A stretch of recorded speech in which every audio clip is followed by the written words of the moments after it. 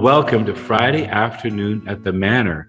Now, if you tune in at right on time or a little later, we're going to have a great Victoria Day weekend, but we get to begin with our speaker who invites us to find that quiet center and discover some great, wonderful gifts of where we are being led and where we can go. But we're going to have Susan Johnson welcome our speaker. Thank you, everyone, for coming. It is the long weekend, which is traditionally here where everyone gets out in the garden, starts planting and all that. And so we have Jo Ann Stevenson, who's going to talk about the upcoming solstice and planting and how that affects us all. So please. Thank you. Thank you. Thank you so much for having me. I was quite delighted to be asked to share my passion. So I know the subject is solstice, a time for planting. And however, I'm experienced with labyrinths.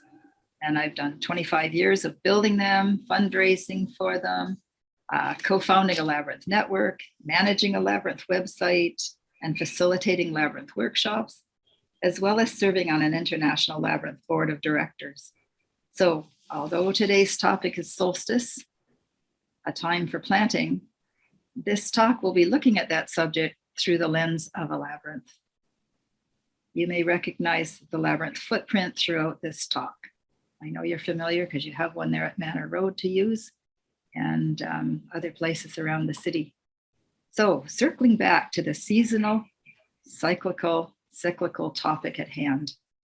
Summer solstice, June 21st this year, is the exact day that the sun travels the longest path through the sky in the northern hemisphere, and we have the most daylight. By contrast, winter solstice is the exact day of the year that the sun travels the shortest path through the sky, and that gives us the shortest day, the longest night. Ancient farmers would watch the stars and know when to plow, to plant, to prune, and harvest. They repeated this harvest cycle at the same time from year to year, in tune with the circle of seasons. Even without being farmers or gardeners, we too are in a cycle of nature, planting, setting roots, stretching towards the sun, and distributing our fruits. I think of a poem by the late Canadian poet Dorothy Livesay called The Sunflower. In paraphrasing, she wrote, "Let me live my life like a sunflower, stretching upward towards the sun, till, so heady with seeds, I bow and bend with grace and gratitude towards the earth from which I sprang." As elders in society, we can move chronologically from our youth to present day, see what we planted, observe what we fostered, nurtured, and harvested. Father Richard Rohr, in his book, Falling Upward, A Spirituality for the Two Halves of Life, believes our natural thrust as seniors is towards mastery and fulfillment. He points out that the failings, the mistakes, the disappointments, and the heartbreaks, the first loves of life, are actually fertile ground, the spiritual joys that the second half of life has in store for us. Maturity can be a time for winding into our center core, absorbing and unwinding into the rest of our lives, like a spiral. Nature is rife with spirals. Consider a seashell. Its pattern reflects our spiraling galaxy. These curving circuits are common in the shells we find on a beach rock.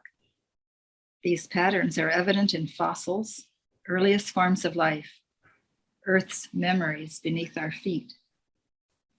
Thanks to the Royal Ontario Museum, we have a permanent exhibit in Toronto of a world-renowned collection of Burgess Shale specimens. The Dawn of Life exhibit interprets and explains fossil life. You can see how life began on the ocean floor, how it stretched upwards. Rock formations reveal layers of slow but steady upward growth. You can see how microbes embedded in earliest rock began to feed on the sun. And you can see how coral grew in layers upon layers over millions of years to be closer to the source of light. You cannot but marvel at seeing the spiral of DNA in the earliest life forms. I know I came away from this exhibit feeling profoundly connected to infinite, adaptable, evolving life. In our own cosmic backyard, everything we see spins, rotates, and revolves in some fashion or other. Our planet and everything on it spins. Spirals wind towards a center and reverse outwards. The labyrinth pattern is a circle containing curving paths that spiral inwards to the center and outwards. It is a metaphor for our spiraling galaxy and for our evolution on this planet. Our feet follow an ancient path on a labyrinth walked by people of many cultures for centuries. Body memory and knowledge are accessible. Today, we are still tuned to these cycles in our bones. We have collective memories of dark winter nights cramped in a cave, and we have a body sense of the joys of springtime, the waft of a fresh summer breeze on our faces, the scent of the earth. Walking a labyrinth, we find ourselves feeling free and easy on the long, wide open stretches, and powerfully contained and supported as we curl inward toward the center. Here we stay a while, absorbing, breathing, and feeling how it is to be centered. As a senior, we can be bombarded with the declining years theory. According to Father Rohr, life isn't downhill from the age of 50. We are propelled and supported by the ground we've walked. We've gathered and absorbed wisdom, insights, humor, balance in our stretch to the sun. There's a parallel with flowers. Flowers scatter their seeds and make use of their natural partners, insects, birds, animals, and the soil. The community we find ourselves in, the roots we've established and connect with are our natural partners. The people we touch with a smile, a kind word, the young people we can mentor, the wealth we can share, is a scattering of seeds. Nature follows the law of the spiral. Margaret Eileen Meredith writes about these spirals. In her book, The Secret Garden, she says, in plants, the buds or the beginnings of leaves are arranged in a spiral. The plant grows in a spiral. This growth is the reconciliation of opposites, same, not same. You can observe this on tree branches. In alternate leaved plants, the leaves are single at each node and borne along the stem alternately in an ascending spiral. In opposite leaved plants, the leaves are paired at a node and borne opposite to each other. Look into the structure of a rose blossom. Petals encircle the bud. Meredith includes the human psyche in her theory. She says the spiral is an apt symbol to express human development. The psyche has the same spiral, rhythmic, cyclical growth as a rose. The labyrinth can be a stage on which to explore this metaphor. The labyrinth pattern is a spiral, a winding path leading to the center. The return path unfurls back to the beginning. There are as many turns towards the center as there are turns to the outside, generating a feeling of balance and harmony. In a few days, let me read an exercise I wrote for walking a labyrinth in the second half of life. But first, I want to tell you that in a few days, May 23rd, there's a webinar by Christine Waltner Paintner on the Veritas website. And she's going to discuss by how becoming in tune with the rhythms of the natural world, we can live more intentionally and experience a conversion towards a more expansive way of being. Her deepest belief, and I love this, is that the earth is the original monastery, a wisdom guide and mentor in living a soulful and vibrant life. You can register for her webinar online at veritas.org. So we've come full circle and are close to home. Manor Road is the custodian of the Labyrinth Network of Ontario's 7-circuit canvas labyrinth. The center of this labyrinth is a flower, sometimes called the Rose of Jerusalem. 6 petals encircle the bud or the heart of the flower. I'm just going to turn this so that you can see this petal in the center, which is right there. Hopefully you can see the whole thing. Each petal represents from the left mineral, plant, animal, human, angelic, and the divine mystery. May I read an exercise I wrote for walking a labyrinth in the second half of life? It's called Heart of the Rose. On the winding way towards the center, I bring my past, my scraped knees, my ignoble moments. I bring hard-won successes and learnings too. Will you linger with me on each petal from left to right? These petals encircle the heart of the rose. Rock and mineral. With my feet firmly planted on the rock and mineral petal, I am aware of the pulse of permanence, the holding and keeping of the archives of Earth's memories, the timeless records. I am rooted to the unwavering underwriting of my being. Moving left and curving to the second petal is plant.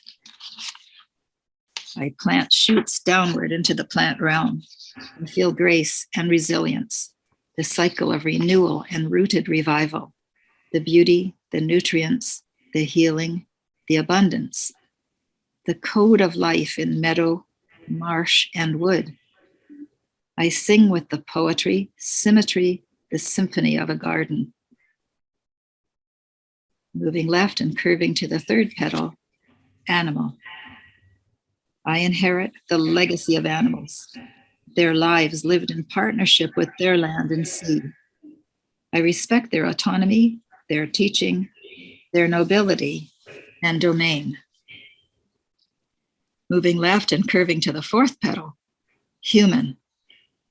I long for a communal connection of compassion and conscience, for sisterhood and brotherhood, and love without agenda. Moving left and curving to the fifth petal, angelic.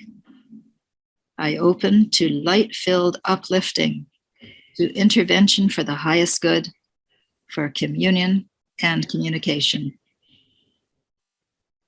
Moving left and curving to the sixth petal, the final petal to encircle the heart of the rose, is divine mystery.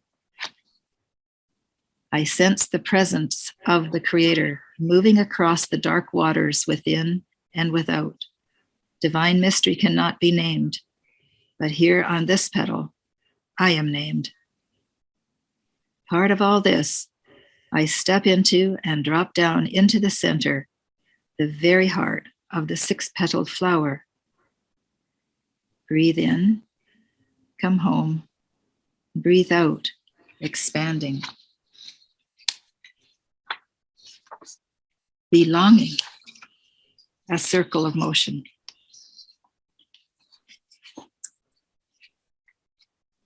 Thank you for choosing to spend time with me today, and I appreciate the opportunity to share with you. If there are any questions or comments, we have time to do that.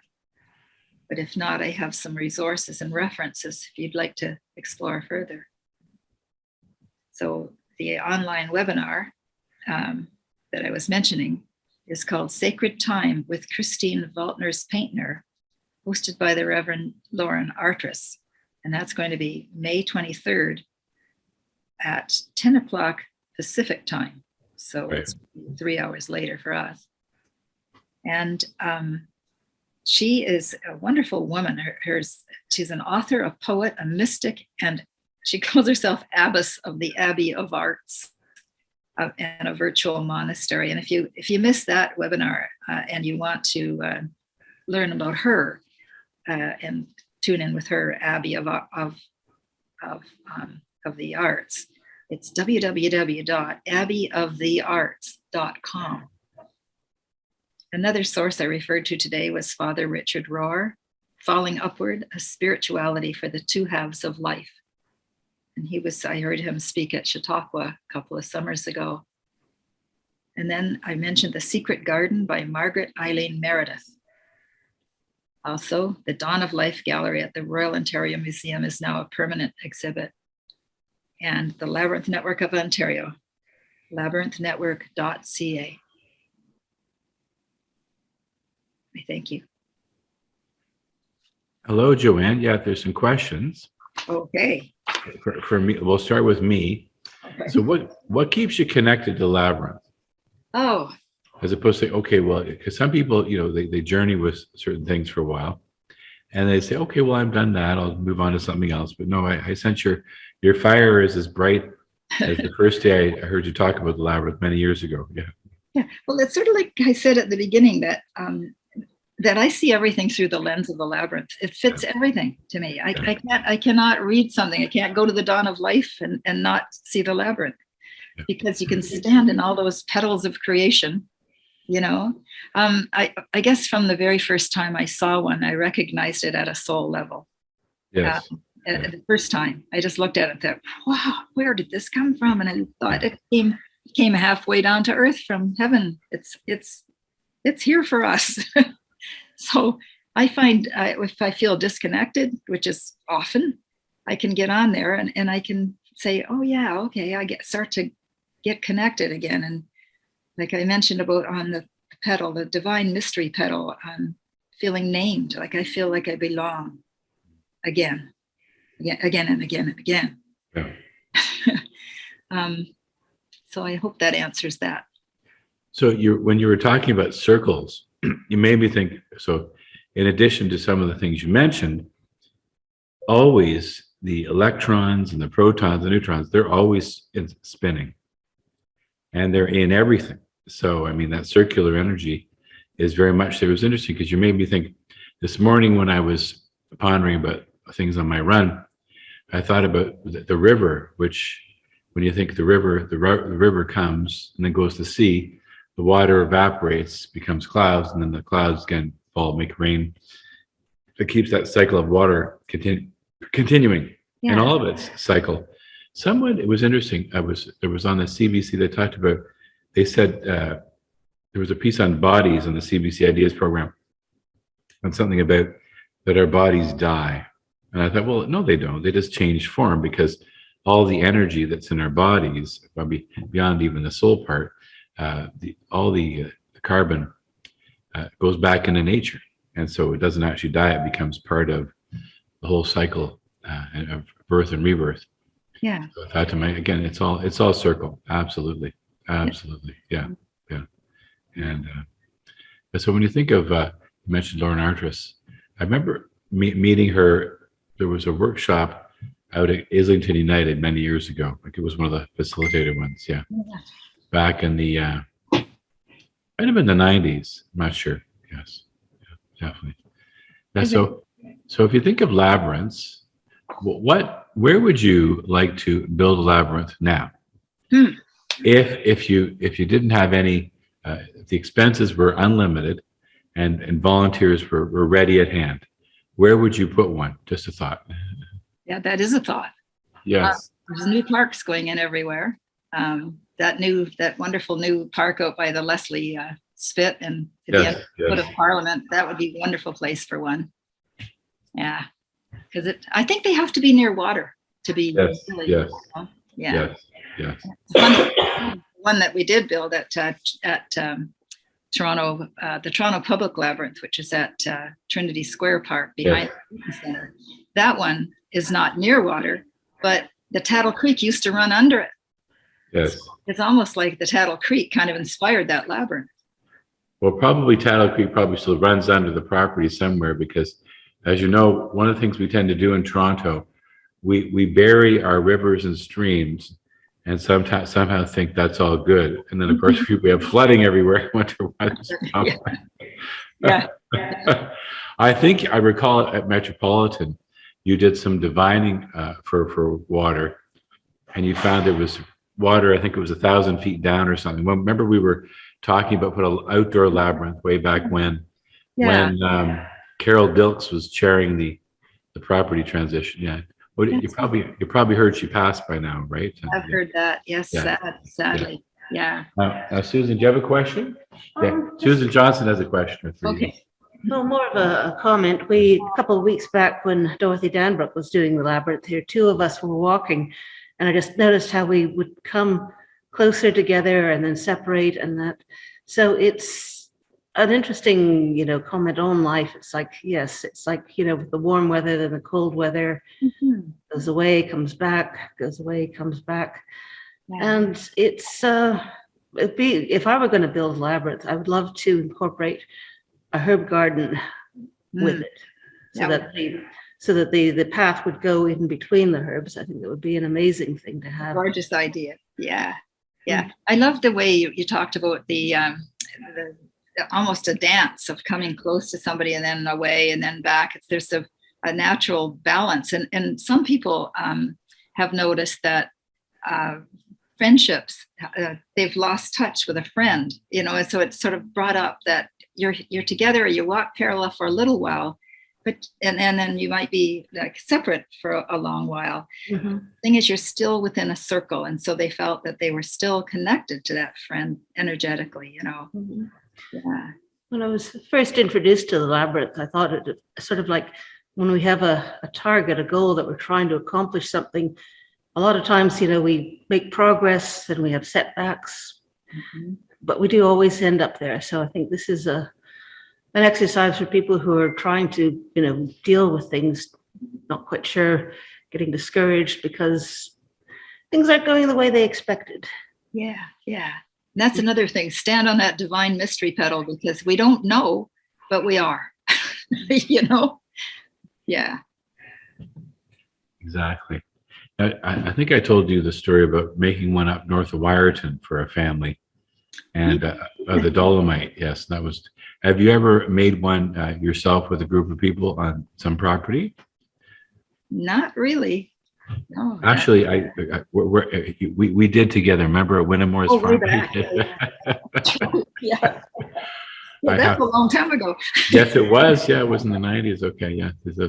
So yeah, that's when you didn't even have one in Markham. Now, did they ever put one in Markham? Because you were up there trying to get one. No, they never did. No. Really? They were really worried it was going to be demonic or some ridiculous thing like that. Oh yeah. Well, I shouldn't say they never did. I think the library or the public, there's a public building that has a version of one. Yes. A small spiral, but yeah, no, they were worried that it would bring the wrong too many people to the park, and it had it was not in my backyard kind of thing, because a lot of houses, high-end houses, were all around the park, and they just didn't. They wanted it to be for dog walkers and bird watchers. Period. Really? Wow. Well, there was a lot of misunderstanding back then about what a labyrinth really was. Well, a bit like that misunderstanding we're dealing with the High Park one, right? And they're worried there's going to be tens of thousands of people flocking to High Park. And, they haven't changed. They have not changed. They still feel they won't let signs in there. They just want people to be able to discover it on their own, just accident. Yes. Yeah. But it's come a long way, though, when you and I probably first started with them. No. So is there an event actually on the solstice this year at the Labyrinth? There is at noon. Yes, thank you. I forgot to mention that. There will be a walk at the Toronto Public Labyrinth, which is at Trinity Square Park. And that'll be the 21st or 20th? Okay. It's the 21st. Will it be with Michael? Michael will be playing. Right. Yeah. Okay. Oh, great. Okay. Thank you. I would have forgotten to mention that, and it's such an obvious. Well, I've had those moments too where you're in the middle of something, you're thinking, and you think, okay, well, I'll mention it later, and then later, where a good one would be right by the waterfront where you are, and, but I'm not sure how you would ever get that group to agree to that. There would be well, they do this. I think the city of Toronto is fantastic. I really do. They do a wonderful job with their parks, and they stand up for us whenever we get a few challenges from the BIA, and they want to sort of use the labyrinth in up near the Eaton Center, right, or picnic tables or a concert. Yes. The city will stand up for us, which I think is great. Say no. They think maybe it's a rare, quiet spot, and it should be available for people. Yeah. So Well, we just had Ann Piper come in. Ann, do you have a question for Joanne? No. Okay. No problem. Okay. Well, thank you. I'll pass the podium over to Susan Johnson, who will. yay. Thank you very much for coming. And thank you everyone for coming as well. Next week, we have Joseph Curry, who's talking about sustainable urban beekeeping, which would be fascinating. And we've discovered in the last 2 years just how much we can do with apartment and condo balconies and other resources. So let's see what he can tell us. Thank you very much.